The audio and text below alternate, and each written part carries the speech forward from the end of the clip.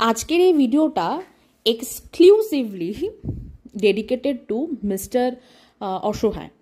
Mister অসহায়ের টপিকে যাব তার আগে একটা খুব হাস্যকর বিষয়, সেটা হচ্ছে যেই যে আমরা ইউটিউবের যে দুই বোনের পুনর্মিলন দেখলাম, মেলায় হারিয়ে যাওয়া দুই বোনের মধ্যে যে পুনর্মিলনটা ঘটলো, সেটা যে কারণেই ঘটুক, সেটা নিজেদের স্বার্থে হোক কি মনের দিক দিয়ে হোক, এমনিতেও আমরা সবাই জানি কেন হয়েছে, বেসিস অন হোয়াট পুনর্মিলনটা ঘটেছে।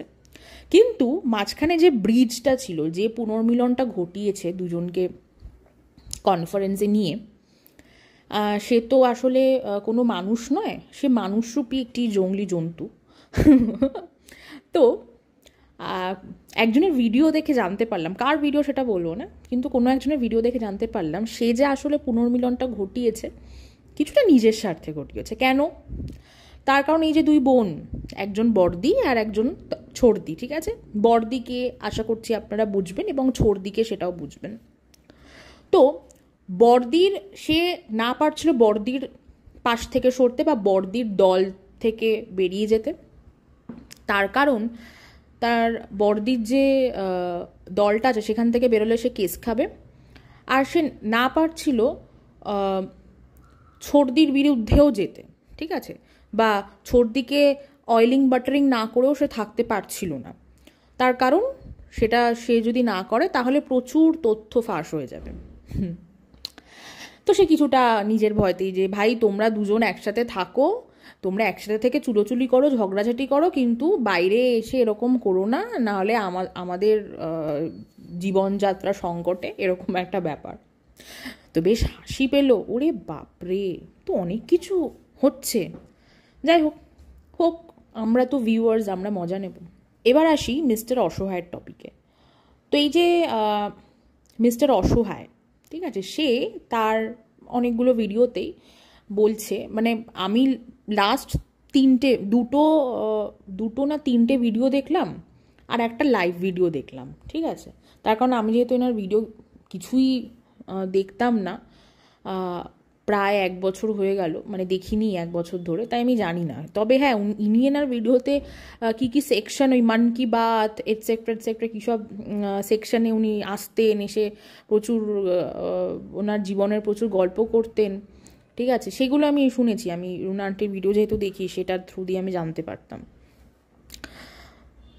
যাই হোক, এবার আসল কথায় আসি। তো সে একটা লাইভ করেছে এবং সে দুটো ভিডিও করেছে, একটা তার ভ্লগিং চ্যানেলে আর একটা channel, almost vlogging plus controversy channel বলাই যায়। তিনটে ভিডিও করেছে, আর একটা লাইভে সে বারবার এক কথা বলছে যে তার এই কন্ট্রোভার্সিটা আর ভালো লাগছে না, এবং সে তো গতকাল ডিক্লেয়ারও করেছে যে সে এই ইউটিউব প্ল্যাটফর্ম ছেড়েই সে চলে যাবে, সে বিদায় নেবে। তার কারণ তার পক্ষে আর এই কন্ট্রোভার্সি নেওয়া বা এই যে কমপ্লিকেশনসগুলো ক্রিয়েট হয়েছে তার লাইফে, সেটা তার পক্ষে টলারেট করা আর পসিবল হচ্ছে না। তো এখানে সে ব্লেম করছে কাদেরকে? কন্ট্রোভার্সি ক্রিয়েটারদেরকে। তো প্রথমত আমার তার উদ্দেশ্যেই কিছু প্রশ্ন, আমি এই ভিডিওটাতে থ্রু আউট দি ভিডিও যা যা প্রশ্ন করব, যা যা কথা বলবো, ডিরেক্টলি তাকেই আমি বলবো, আর কোনো কন্ট্রোভার্সি ক্রিয়েটার কাউকে আমি কোনো রকম কোনো প্রশ্ন কিছু করব না, কারণ সেই হচ্ছে মেইন কালপ্রিট বলতে পারি আমরা, ঠিক আছে? কথাটা হচ্ছে যে, আচ্ছা তার আগে বলে দিই, আমার তো চ্যানেলটা খুব চুনোপুটি চ্যানেল, জানি না আদৌ সে দেখবে কি না, আপনারা প্লিজ হেল্প করবেন তার কাছে যেন ভিডিওটা পৌঁছায়, ঠিক আছে? আমি খুব কৃতজ্ঞ হব, খুব নির্লজ্জের মতনই রিকোয়েস্টটা করছি। তো বিষয়টা হচ্ছে যে, তো এই কন্ট্রোভার্সি ক্রিয়েটারদেরকে আপনার লাইফে ইনভলভ করতে অ্যালাউ কে করলো? মানে আমার লাইফে যদি কোনো মানুষ বা কোনো গ্রুপ অফ পিপলের ইনভলভমেন্ট থাকে, সেটা ডেফিনেটলি নিশ্চয়ই আমার সম্মতিতেই হবে। আমি যদি কাউকে আমার লাইফে আসতে অ্যালাউ না করি, বারণ করি, বা তাদেরকে যদি, কাউকে যদি আমি ইগনোর করি, নেগলেক্ট করি, সে নিশ্চয়ই সাহস পাবে না ইন্টারফেয়ার করার বা ইনভলভ হওয়ার। তো আপনি অ্যালাউ করেছিলেন, তাই না? আপনি এই কন্ট্রোভার্সি ক্রিয়েটারদেরকে আপনার ছেলের বার্থডে পার্টিতে ডেকেছেন, আপনি কন্ট্রোভার্সি ক্রিয়েটরদেরকে নিয়ে আপনার বাড়িতে পিকনিক করেছেন, আপনি এই কন্ট্রোভার্সি ক্রিয়েটরদের সাথে ঠাকুর দেখতে গেছেন, ঠিক আছে, আরও অনেক কিছু। তার মধ্যে তো প্রধান যে মহীয়সী নারী আপনার সাথে যুক্ত আছে, যে কিনা আপনার কি বলবো, আপনার দিদির থেকেও, আপনার নিজের রক্তের সম্পর্কে দিদির থেকেও শ্রেষ্ঠ দিদি, ঠিক আছে, যে পাতানো দিদির জন্য আপনি নিজের দিদিকে আঙুল দেখিয়ে দেখিয়ে কাঁদতে কাঁদতে অনেক কিছু বলেছিলেন, সেই দিদির থ্রু দিয়ে তো আপনার প্রচুর মানিটারি এবং মেটেরিয়ালিস্টিক গেনও হয়েছে, ঠিক আছে। তো আজকে আপনি তাদেরকে আপনার লাইফে ইনভলভ হতে অ্যালাউ করেছেন বলেই না তারা আপনার লাইফে ইনভলভ হয়েছে, এবং আপনাকে কেউ তাদের নিজেদের ভাইয়ের মতো দেখেছে, কেউ তাদের নিজেদের ছেলের মতো দেখে ভিডিও করেছে, এবং ভিডিওতে এমন অনেক কথা বলেছে যেটার কোনো প্রমাণ তাদের কাছে ছিল না। আপনি যে এই যে বলছেন যে আপনাকে নিয়ে এমন অনেক কন্ট্রোভার্সি হচ্ছে যেখানে কিনা তারা পুরো কন্ট্রোভার্সিটা বেসড অন অ্যাজাম্পশনস করছে, ঠিক আছে, মানে ধরে নিচ্ছে, বা তারা মন গড়া কথা বলছে, এটা আপনার মনে হচ্ছে। কিন্তু আমরা কিন্তু বিগত দিনে প্রচুর প্রুফ দেখেছি, প্রচুর প্রমাণ, প্রচুর তথ্য সামনে এসেছে বলেই এই আপনার যারা একটা সময় আপনার ভালোবাসার মানুষ ছিল তারা বাধ্য হয়েছে বলতে, তাই না? কন্ট্রোভার্সি ক্রিয়েটর দুই ধরনের হয় জানেন তো, যারা কিনা একেবারে বায়াসড, চোখে পট্টি পড়ে থাকে, আর এক ধরনের কন্ট্রোভার্সি ক্রিয়েটর হয় যারা ভুলটাকে ভুল, ঠিকটাকে ঠিক দেখে, ঠিক আছে। তো এখন হয়তো আপনার পাশে যারা আছে তাদের হয়তো কোথাও মনে হয়েছে যে আপনি ভুল করছেন, এবং তারা চেষ্টা করেও পারছে না আপনাকে সাপোর্ট করতে, তাই আপনার ভুল ত্রুটিগুলো তারা ধরিয়ে দিচ্ছে। আর আপনিও তো এমন না যে আপনি ভিডিওতে কন্ট্রোভার্সি ছুটছেন না, আপনি অন আ ডেইলি বেসিস ভিডিওতে কন্ট্রোভার্সি ছুটছেন, তাই তারা কন্ট্রোভার্সি ভিডিও করছে। আপনি একদিকে তাদেরকে দূরে সরিয়ে দিতে চাইছেন, মানে আপনি চাইছেন তারা যেন কন্ট্রোভার্সিটা বন্ধ করুক আপনাকে নিয়ে, আর একদিকে আপনি অন আ ডেইলি বেসিস তাদেরকে কন্টেন্ট সাপ্লাই করছেন। কি করে হবে? যে আপনাকে যে কোনো একটা করতে হবে, আইদার আপনাকে কন্ট্রোভার্সি কন্টেন্ট দেওয়া বন্ধ করতে হবে, মানে আপনাকে ভিডিও এমনভাবে বানাতে হবে যাতে তারা কোনো কন্ট্রোভার্সি করার সুযোগই না পায়, ঠিক আছে, অর আপনাকে চুপচাপ দেখে যেতে হবে। তার কারণ আপনি গত 1.5-2 বছর ধরে আপনার লাইফের পুরো হালটা এই কন্ট্রোভার্সি ক্রিয়েটারদের হাতেই ছেড়ে দিয়েছেন, যাদেরকে আপনি দিদি বলেন, কাউকে আপনি মাসি বলেন। তাই এখন আপনাকে হেল্পলেস টাইপের বা অসহায় সাজলে তো হবে না। আপনাকে আমি মিস্টার অসহায় নামটা দিয়েছি এই কারণে যে আপনি সবসময় অ্যাক্ট করেন যে আপনি অসহায়, বাট অ্যাকচুয়ালি আপনি অসহায় নন। আপনি কোন দিক দিয়ে অসহায়? আচ্ছা, এবার আসি অ্যাজাম্পশনস। আপনি যে বড় একটা অ্যালিগেশন দিলেন, আপনার অ্যাজাম্পশনস, আমি অলরেডি বলে দিয়েছি যে আপনি কন্ট্রোভার্সি করার মতো কন্টেন্ট দেন, তার উপর বেস করেই তারা আপনার যারা প্রাণের প্রিয় যারা একটা সময় ছিল তারা ভিডিও করছে, এবং বরাবরই অপোনেন্ট যারা ছিল তারা তো করবেই, ঠিক আছে।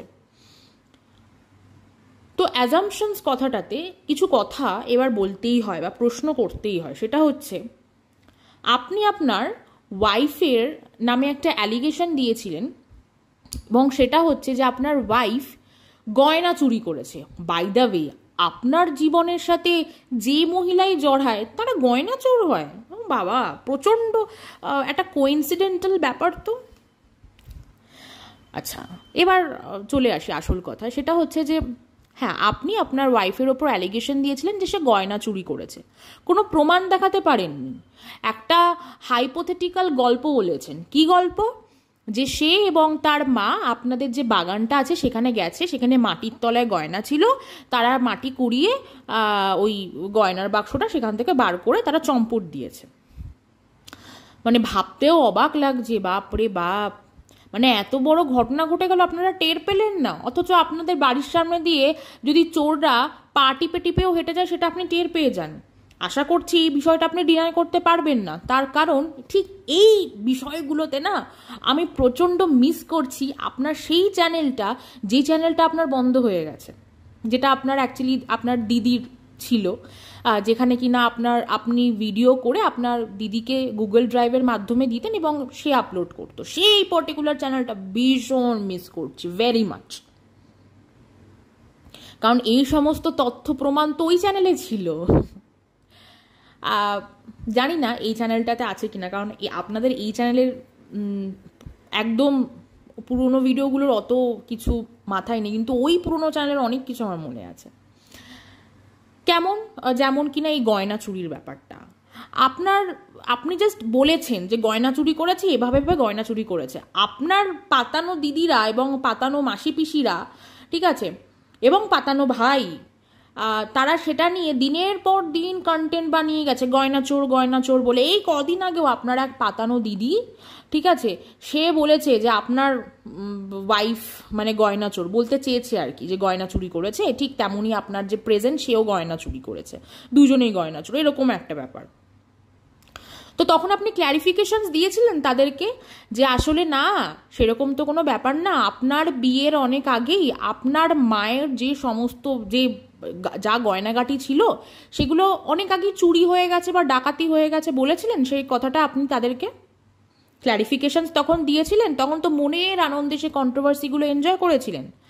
আপনার বাড়িতে আসলে যে গয়নাগুলো আছে, এখনো আছে কিনা জানি না, বাট ছিল, সেগুলো আপনার ওয়াইফেরই বিয়েতে পাওয়া গয়না, ঠিক আছে।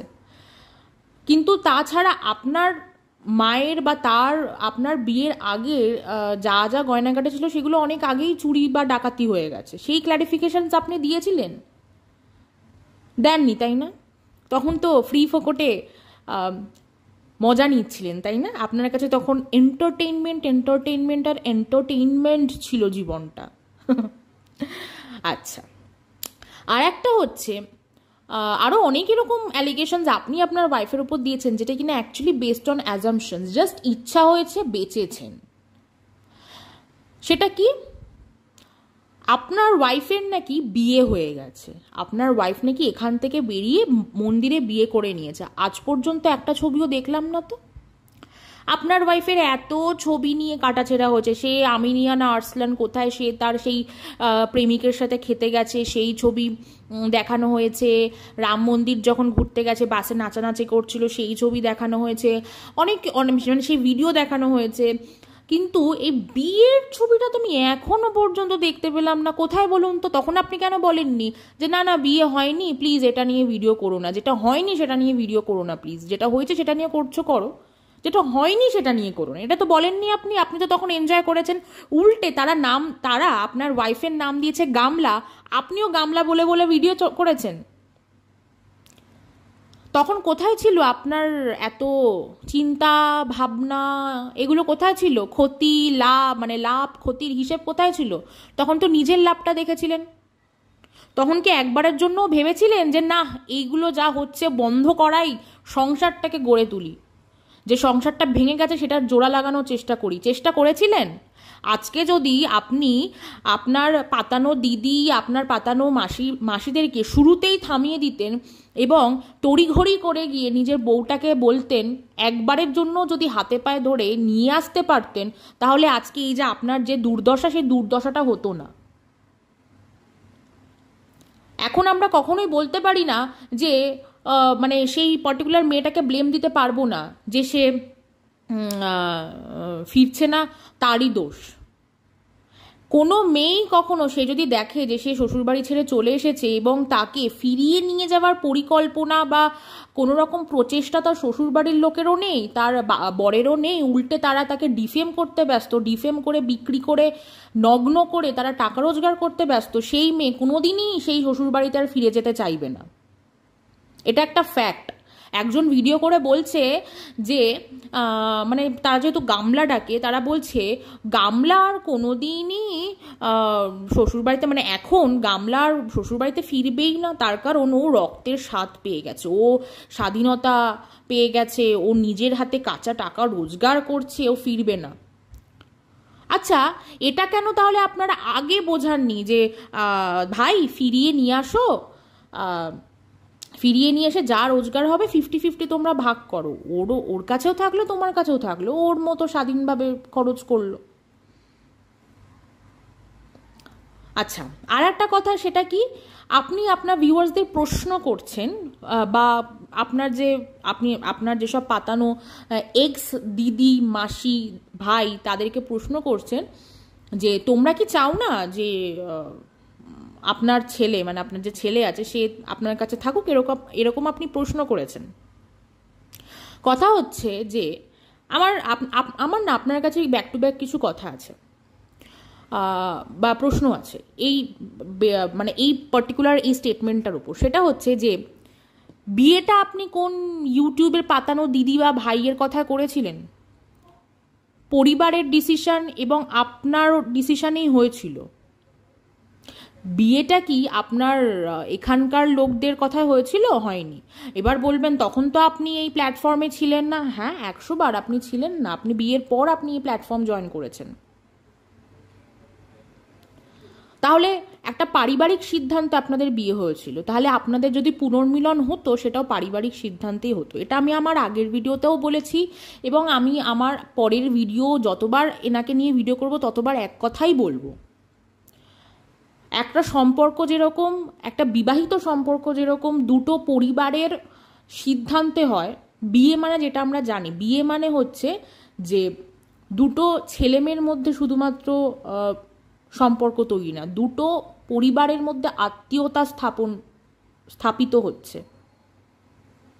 তো সেখানে দুটো পরিবারের একসাথে মুখোমুখি বসে খুব স্ট্রিক্ট এবং স্ট্রঙ্গার ওয়েতে ডিসিশন নেওয়ার কথা ছিল, সেটা হয়নি।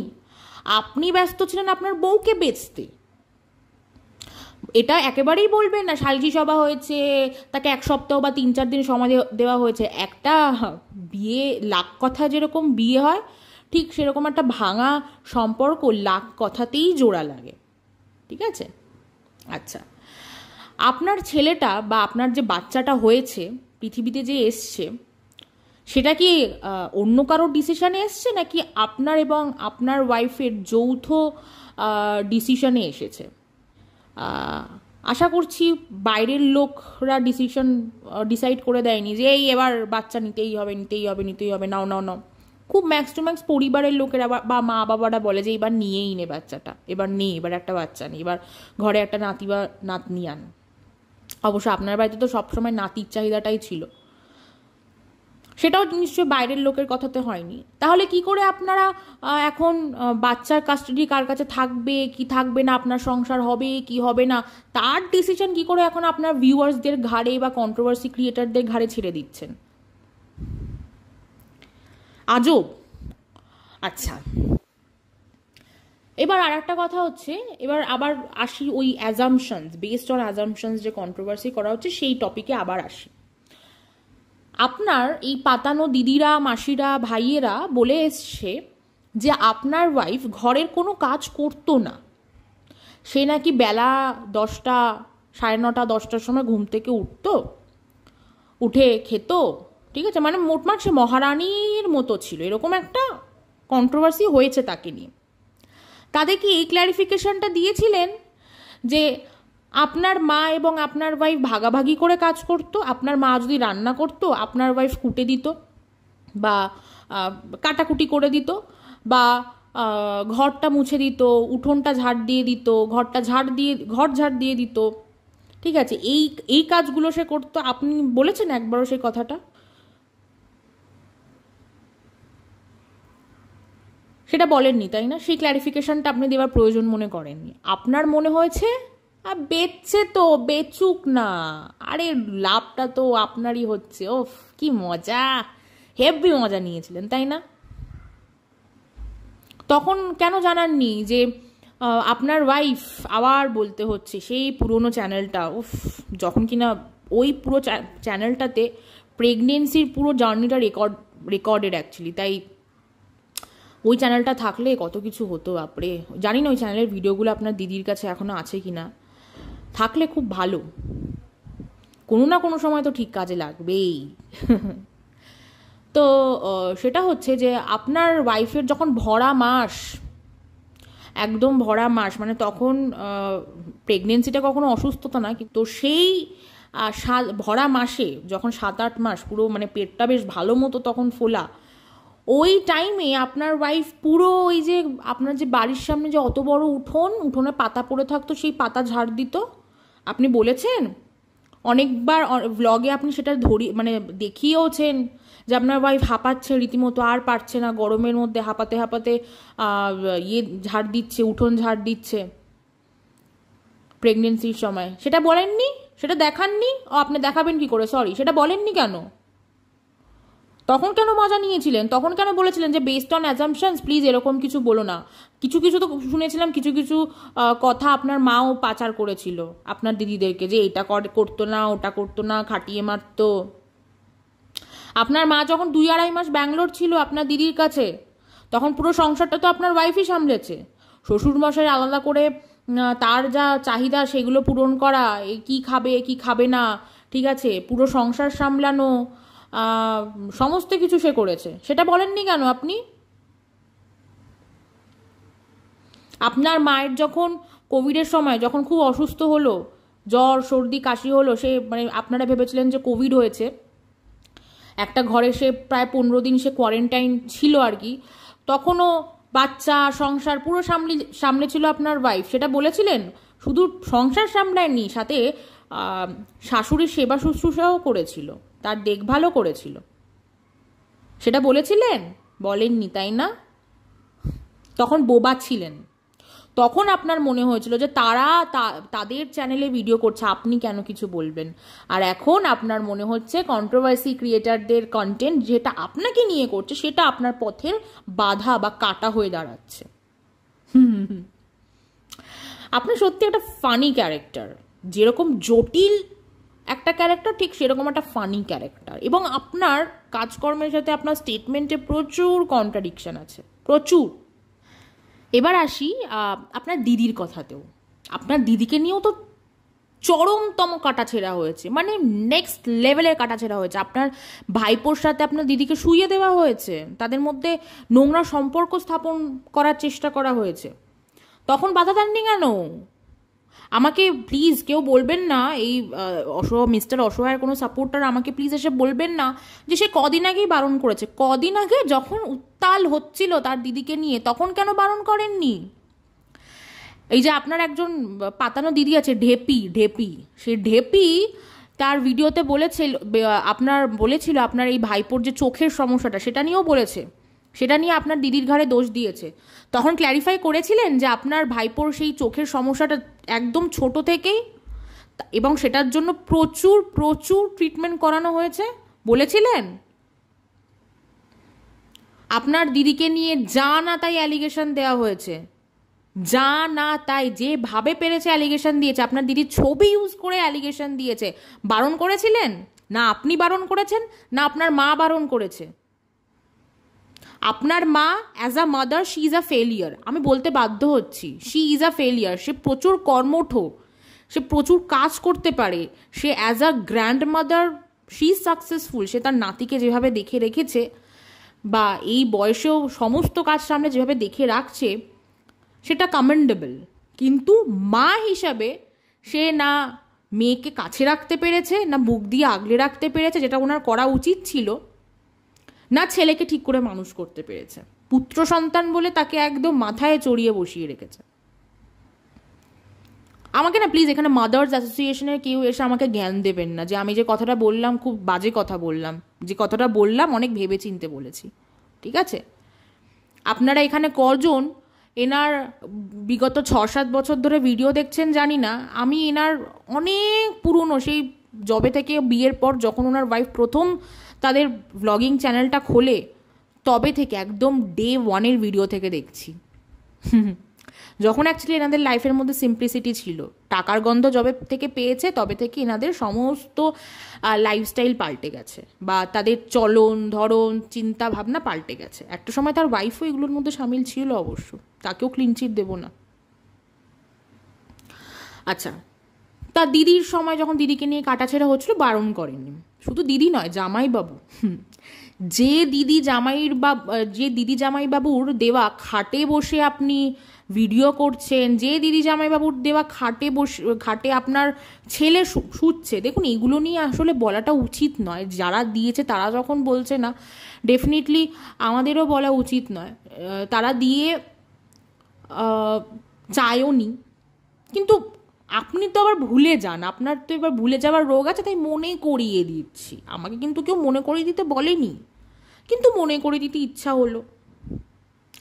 যে দিদি জামাইবাবুর দেওয়া বাইক চড়েছেন এতদিন, যে দিদি জামাইবাবুর দেওয়া ম্যাকবুক, যে সে ল্যাপটপ না ভাই, ম্যাকবুকে ভিডিও এডিট করেছেন, যেটা থ্রু দিয়ে অ্যাকচুয়ালি আপনাদের রুজিরুটি আসে, সেই দিদি জামাইবাবুকে নিয়ে যখন চরমতম কাটাছেড়া হয়েছে, আপনার জামাইবাবু একজন ওয়েল কোয়ালিফাইড পারসন, তাকে দিনের পর দিন বেকার বেকার বলা হয়েছে, ঠিক আছে, তখন বলতে আসেননি, তখন কিছু বলেননি, তখন খুব কি কোথায় ব্যথা ছিল? জিভে ব্যথা ছিল না দাঁতে ব্যথা ছিল?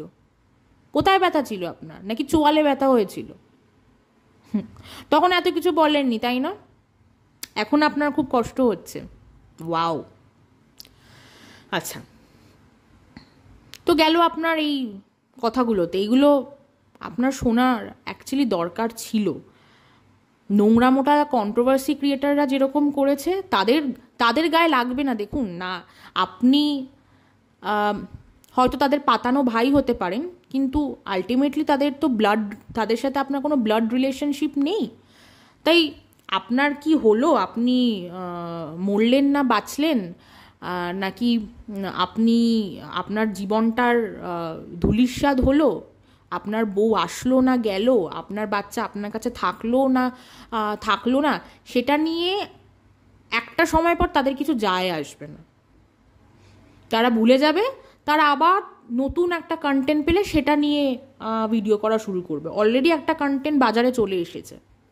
দেখুন না, আপনার এই সেই ঢেপি দিদি, ঠিক আছে, যে কিনা কদিন আগে বলছিল যে ও তো আমাকে 2 বার কাঁদিয়েছে, তাও আমি ওর পাশ থেকে সরিনি। আমি বরাবরই বলে এসেছি, ভিডিও করে কারোর পাশে থাকা যায় না, কিন্তু বলেছে সে পোট্রে করার চেষ্টা করেছে, সে আপনাকে ভীষণ ভালোবাসে এবং সে বেশি করে আপনার দিদিকে নিয়ে কাটাছেড়া করেছে।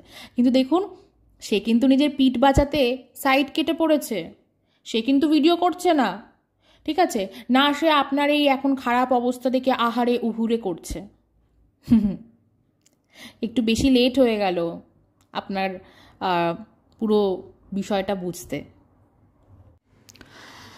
আচ্ছা, এবার আসি কিছু কথায়। সেটা হচ্ছে আপনার ইউটিউব ছেড়ে দেওয়া এবং আপনি অন্য কিছু করবেন, ঠিক আছে, আপনার রোজগারের জন্য। সেটা আপনাকে অনেকে সাজেস্ট করছে। আমি জানি না তারা আপনার ভিডিও কটা বছর যাবৎ দেখছে, হয়তো কন্টেন্টের পারপাসেই দেখা শুরু করেছে, কিন্তু এই ক্ষেত্রেও ওই যে আবার পুরনো ভিউয়ারদের খুব দরকার পড়ে এই সব সময়। আমি যেমন আপনার পুরনো ভিউয়ার, বিগত 1 বছরে আপনার কোনো ভিডিও দেখিনি, সেটা ডেফিনেটলি একটা কারণ আছে, কারণ এই পার্টিকুলার কন্ট্রোভার্সিটার জন্যই। কিন্তু যখন একটা সময় দেখতাম, অনেক বছর ধরেই তো দেখেছি, আপনি যবে থেকে ইউটিউবে আছেন তবে থেকেই তো দেখছি, তাই জানি আপনি কখন সিম্প্যাথি গেইন করতে পারেন সেটা জানি, কিভাবে গেইন করতে পারেন। তো শুরু করি সেই বিষয়টাই বলা। আচ্ছা, প্রথম সিম্প্যাথি আপনি কবে গেইন করলেন?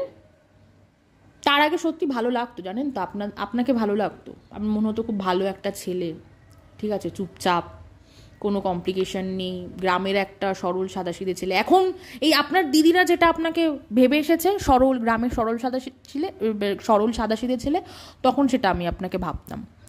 তা আসি, এত কথা না বাড়ি, মেইন কথা সেটা হচ্ছে আপনার দিদির সাথে যখন আপনার ঝামেলা বাঁধলো, তখন আপনার ছেলে তো আপনার কাছে আপনার বেস্ট সেলিং প্রোডাক্ট, মানে আপনার বাড়িতে সবথেকে বেস্ট সেলিং প্রোডাক্ট হচ্ছে আপনার ছেলে।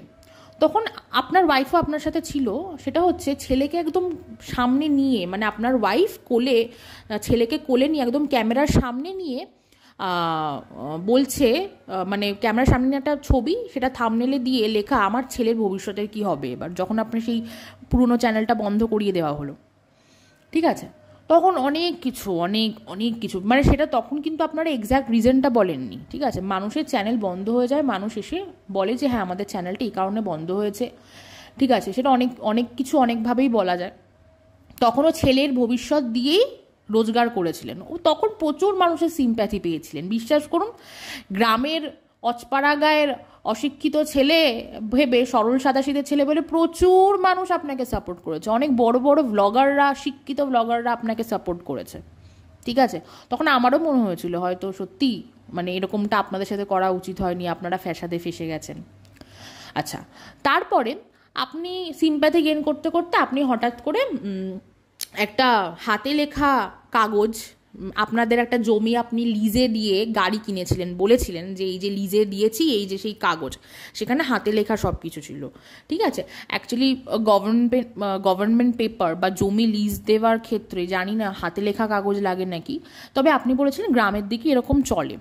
তো যাই হোক, তো আপনি লিজ দিয়ে গাড়ি কিনেছিলেন এবং বলেছিলেন যে এই যে গাড়িটা আপনি কিনছেন সেটা অ্যাকচুয়ালি আপনি ভাড়া খাটাবেন, মানে মোটমাট কমার্শিয়াল পারপাসে বিজনেস করবেন, ভাড়া খাটিয়ে যে টাকাটা আসবে সেটাও আপনি আপনার ছেলের ভবিষ্যতের জন্য কিনছেন, ঠিক আছে। এই গাড়িটা ছেলের কথা ভেবে কেনা হয়েছে। তো আপনি সেই গাড়িটা প্রথমত হোয়াইট প্লেটে কিনেছিলেন। অ্যাকচুয়ালি গাড়ি কমার্শিয়াল পারপাসে কিনতে গেলে সেটা ইয়েলো প্লেট লাগে, সেটা আপনার জামাইবাবুও তখন হাইলাইট করেছিল। তাও আপনারা গ্রামে থাকেন বলে সেটাকে অনেক ভিউয়াররা কনসিডার করেছিল। আমিও তখন ভেবেছিলাম হ্যাঁ গ্রামের দিকে হয়তো এত কিছু দেখবে না, হ্যাঁ সত্যি দেখে না। আমি দেখেছি গ্রামের দিকে এমন অনেক গাড়ি তারা ভাড়া খাটায় কিন্তু হোয়াইট প্লেটে। এখন রুলস অ্যান্ড রেগুলেশন চেঞ্জ হতেই পারে, এখন হয়তো গ্রামের দিকেও রুলস অ্যান্ড রেগুলেশন স্ট্রিক্ট হয়ে যেতে পারে।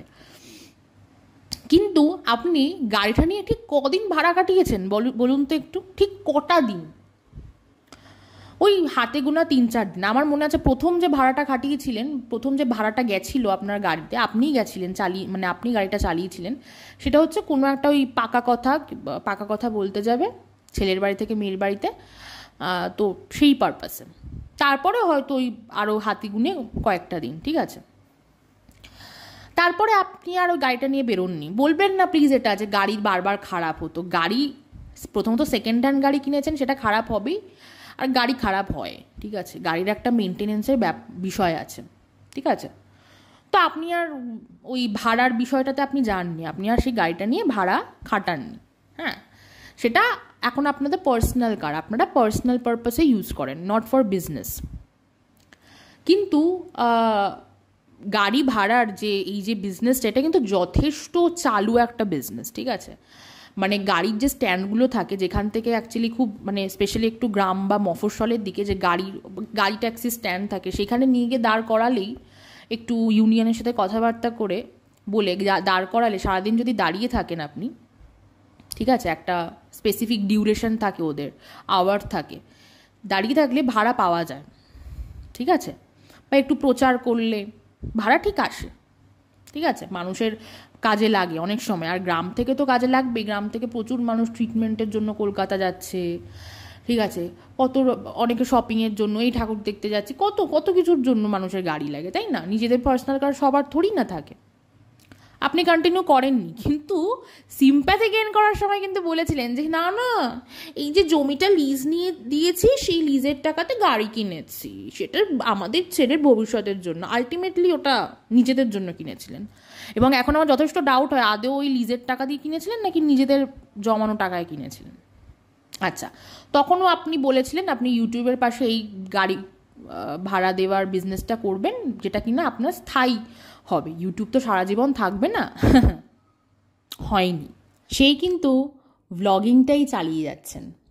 আসলে ক্যামেরা অন করলেই তো টাকা, ক্যামেরা অন করে বেস্ট সেলিং প্রোডাক্ট মানে ছেলের সামনে ক্যামেরা রাখবেন, টাকা। মা বাবা তাদের গাধার খাটনি খাচ্ছে, সেটার সামনে ক্যামেরা রাখবেন, টাকা। আর আপনি সারাদিন হাওয়া খেয়ে বেড়াবেন, ওই একটু পাঁচিল টপকে ছাদে উঠলেন, ঝাড় দিলেন, ওটা আপনার কাজ সারাদিনের, ঠিক আছে। পিকনিকের নাম তো আপনি পুরো একদম পচিয়ে রেখে দিয়েছেন, ছেড়েই দিন। তারপরে আবার আপনি বলেছিলেন যে আপনি যে একদম শুরুতে যে ওই ক্যামেরার কাজ করতেন, সেই ক্যামেরার কাজে আবার ফিরে যাবেন, সিসিটিভি ক্যামেরার কাজ, ঠিক আছে। যে ইউটিউব, তখন এটাই বলেছিলেন যে ইউটিউব তো আর স্থায়ী না, ঠিক আছে, আপনি সেই কাজে ফিরে যাবেন, গেল সেই কাজ। আচ্ছা,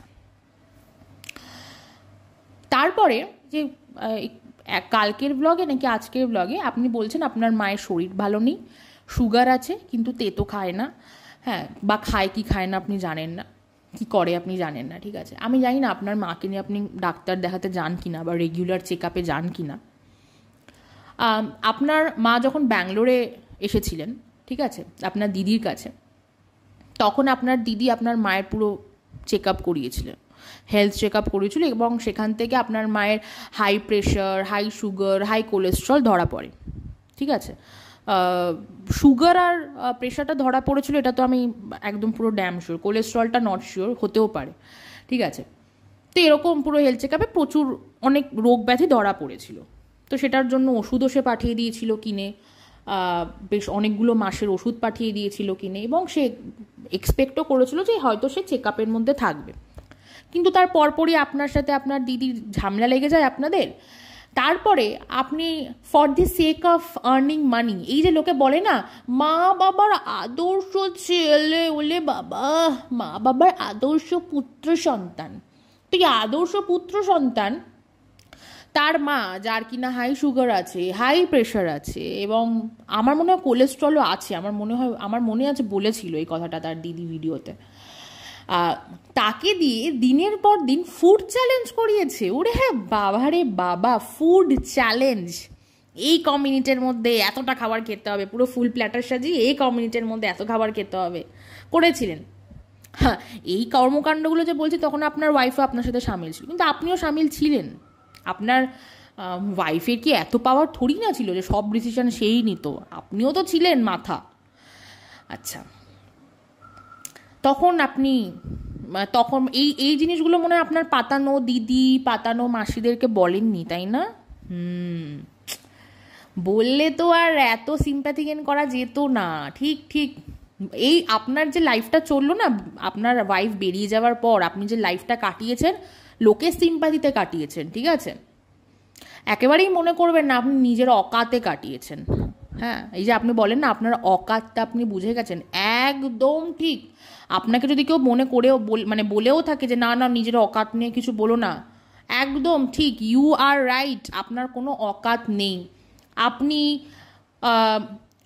আপনার জীবনে আপনার দিদিকে বেঁচেছেন, আপনি যে বছর প্রচুর আর্ন করেছেন, সেই আর্নিংসগুলো আপনার দিদিকে বেচে এবং আপনার বউকে বেচে, আপনার ছেলেকে বেচে এসেছে। ঠিক আছে, এইটা ছাড়া আপনার কাছে কিছু নেই।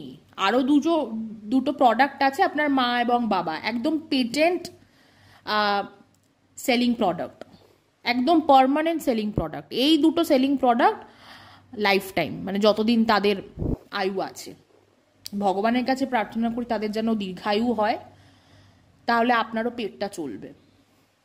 ঠিক আছে, কারণ আপনার নিজের তো কোনো ট্যালেন্ট নেই কিছু দেখানোর। আচ্ছা, না দেখুন, একেবারে বলবো না যে আপনার ট্যালেন্ট একেবারেই নেই, কারণ আমার মনে আছে আপনার বাড়িতে কোনো একটা ইনভার্টারের বক্স বানিয়েছিলেন, সেটা আপনি বানিয়েছিলেন, কোনো একটা টুল বানিয়েছিলেন, আপনি বানিয়েছিলেন, কিন্তু বউকে বেচার মোহমায়াতে আপনি আপনার ট্যালেন্ট সব গুলে খেয়ে নিয়েছেন। ঠিক আছে, আচ্ছা, তো এই ছিল আমার বিষয়বস্তু ভিডিওর। কারণ জানি না এই যে এই পার্টিকুলার পয়েন্টারগুলো নিয়ে কেউ কোনোদিন ভিডিও করেছে কি না, কিছু বলেছে কি না, আমি সত্যিই জানি না। ঠিক আছে, বলে থাকলে তো খুবই ভালো, খুবই ভালো যদি কেউ বলে থাকে, বা কোনো ভিউয়ারও যদি ধরিয়ে দিয়ে থাকে এই কথাগুলো, খুবই ভালো। আর যদি কেউ না ধরিয়ে দিয়ে থাকে, যদি কেউ না বলে দিয়ে থাকে, আমার মনে হয় this is the high time, এবার বলার পালা এসে গেছে, তাই আমি বললাম। হ্যাঁ, আর শেষ কথা যেটা কিনা ক্রাউড ফান্ডিং নিয়ে বলা হচ্ছে, সেটা হচ্ছে ক্রাউড ফান্ডিং বা বিদেশ থেকে টাকা পয়সা আসার বিষয়টা। এই লোকটার না সারা জীবনই কেটেছে অন্যের দয়ার টাকায়। এই লোকটা, এই যে বললাম যে খাটে বসে ভিডিও করে, ঠিক আছে, যে বাইকটা এত বছর চালিয়েছে, যে ম্যাকবুকে ভিডিও এডিট করে সে আপলোড করেছে, ঠিক আছে, আরও অনেক কিছু, আরও অনেক দয়া দাক্ষিণ্য অ্যাকচুয়ালি তার দিদির দয়াতে এসেছে, এখন তার ভিউয়ারদের দয়াতে সে পেয়েছে বা পাচ্ছে। ঠিক আছে, না হলে একটা খাট কেনার টাকা হয় না, একটা খাট বাড়ি বানিয়েছে সেখানে খাটটাও থার্ড পার্টির থেকে আসতে হচ্ছে, মানে ভাবতেই অবাক লাগে। ঠিক আছে, যাই হোক, ভিডিওটা এত অবধি রাখলাম।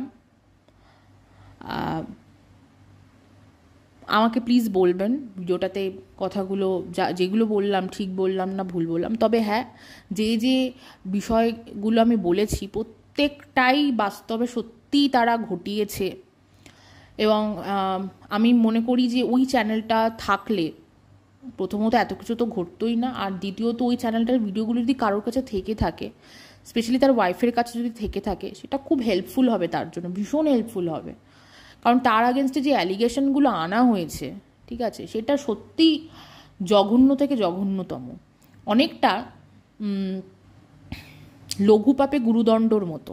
ঠিক আছে, না সে কাউকে খুন করেছে, না সে কাউকে মেরেছে, কিন্তু তাকে হ্যারাসড মারাত্মক পরিমাণে হতে হয়েছে।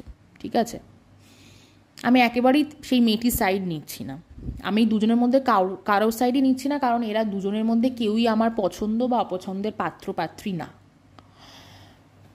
আবার যদি কিছু মনে পড়ে এই বিষয়ে ডেফিনেটলি বলবো। দেখি, এনার তো সিম্প্যাথি গেইন করাটাই কাজ, আবার সিম্প্যাথি গেইন করতে আসবেন, তখন আবার একটু দেবো চাচা ছোলা। ভিডিওটা এত অবধিই রাখলাম, আপনারা সবাই খুব ভালো থাকবেন, থ্যাংক ইউ।